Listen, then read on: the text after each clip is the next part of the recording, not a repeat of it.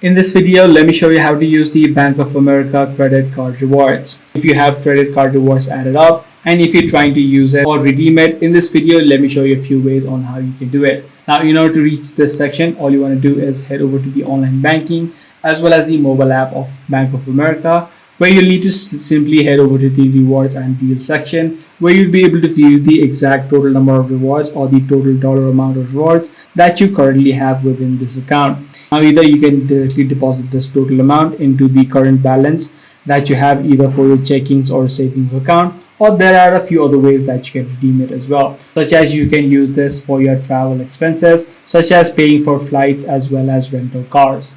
You can also use it for hotel reservations as well as your vacation purchases. If you don't want to do that, you can also redeem your points for the digital gift cards at variety of national retailers.